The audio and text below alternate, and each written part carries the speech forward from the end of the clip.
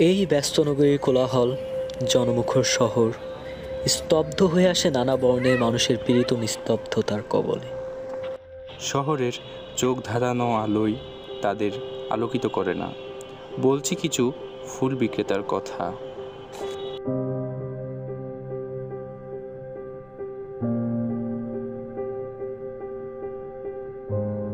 পথশিশু শব্দটা অদ্ভুত না? বলছি আমাদের শহরের কিছু নগর ফুলের কথা, যারা নিজেরাই জানে না যে তারা এক একটা ফুল। তাদের এই মিষ্টি হাসির অন্তরালে আছে হাজারো সুখ দুঃখের বিরহ গাথা। সে খবর রাখে কজন? তাদের ক্ষুদ্র হৃদয়ে বিশাল শূন্যতার গল্প শুনতে গিয়েছিলাম সাভারে।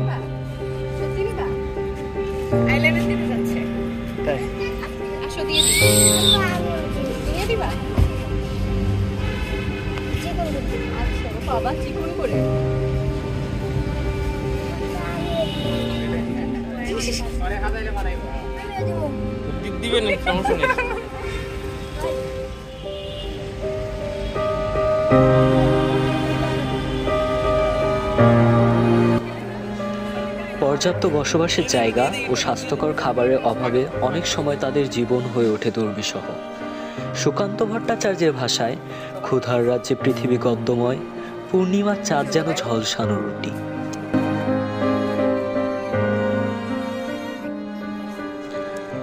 মানব সত্তার কিছু কিছু ব্যাপার কখনো কখনো গল্প সত্তার সেই চরিত্রগুলোকে হার মানায়। গল্পের সেই ব্যর্থ চরিত্রগুলোর হাহাকার যখন আঁকড়ে ধরে, নিঃশ্বাস তীব্র হয়, স্পন্দনে বোঝা যায় সব চরিত্র কাল্পনিক হয় না।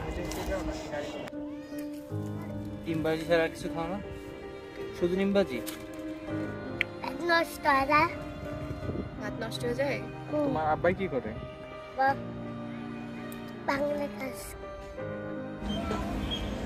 ধারণা করা হয় যে বাংলাদেশে ৬ লক্ষের বেশি পথশিশু বসবাস করছে এবং এদের ৭৫% রাজধানী ঢাকায় বসবাস করে। মানব উন্নয়ন সূচকে ১৩৮তম স্থানে থাকা একটি দেশ, যেখানে জনসংখ্যার অর্ধেক মানুষ দারিদ্র্য সীমার নিচে বাস করে, সেখানে আনুমানিক এই ৬ থেকে ১২ বছরের শিশুরাই সামাজিক স্তরগুলোর মধ্যে সর্বনিম্ন স্তরের প্রতিনিধিত্ব করে। দেশের জনসংখ্যা বৃদ্ধির সাথে সাথে দিনে দিনে এদের সংখ্যা বেড়েই চলেছে। ছোট ছোট বাচ্চারা আজকাল ভিক্ষা, ফুল বিক্রি সহ নিম্ন স্তরের কাজ করে অনেক কষ্টে জীবিকা নির্বাহ করছে। যেখানে কোমলমতি শিশুদের জন্য রাখা উচিত ছিল যথাযথ সুরক্ষা, শিক্ষা ও দিক নির্দেশনা, সেখানে রাস্তায় যেন হয়ে উঠেছে তাদের স্বাভাবিক বাসস্থান কিংবা জীবিকা নির্বাহের উৎস।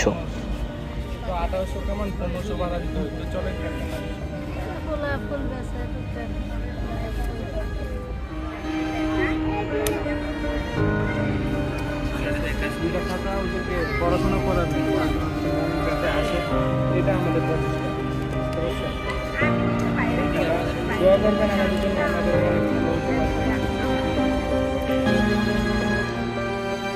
পথশিশুদের জীবনমান উন্নয়নে সুশীল সমাজ, ধর্মীয়, সামাজিক ও রাজনৈতিক সংগঠনগুলোকে এগিয়ে আসতে হবে। সম্মিলিত প্রচেষ্টার ফলে পথশিশুরা বখাটে না হয়ে আগামীর ভবিষ্যৎ কর্ণধার হয়ে উঠবে।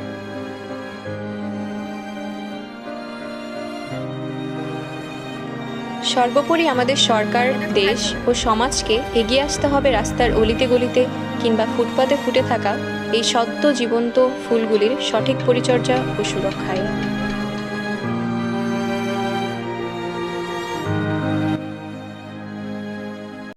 হে দারিদ্র, তুমি মোরে করেছ মহান, তুমি মোরে দানিয়েছ খ্রিস্টের সম্মান। কিন্তু সবাই কি খ্রিস্টের সম্মান পায়? এই দারিদ্রতা বিমোচনে জাতীয় ঐক্যের বিকল্প নাই। চলুন আমরা সবাই ঐক্যবদ্ধ হই এবং এই দারিদ্রতা বিমোচন করি। বাংলাদেশের বর্তমান পরিপ্রেক্ষিতে শিশুদের একটি বড় অংশ আজ অবহেলিত, নিপীড়িত ও নিষ্পেষিত।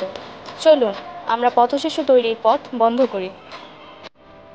ঋণগ্রস্ত পৃথিবীতে করেছি ক্ষুধা ঋণ, তাই বুঝি তার মাত্রা বাড়ে দিন দিন। ক্ষুধার ঋণ ভুগতে হবে আজকেই। চলো যুবকেরা, এসো সহানুভূতিশীল, এসো মায়া ছড়ায়। আসুন তাদের মাঝে শিক্ষার আলো ছড়িয়ে দিয়ে আমরা একসঙ্গে বুঝিয়ে দিই অবহেলা। আমাদের রাস্তায় করি পথশিশু। পথশিশুদের দরকার স্বাভাবিক জীবন, তাদের চাই অধিকার। আসুন আমরা তাদের প্রতি যত্নশীল হই, মায়া ছড়ায়।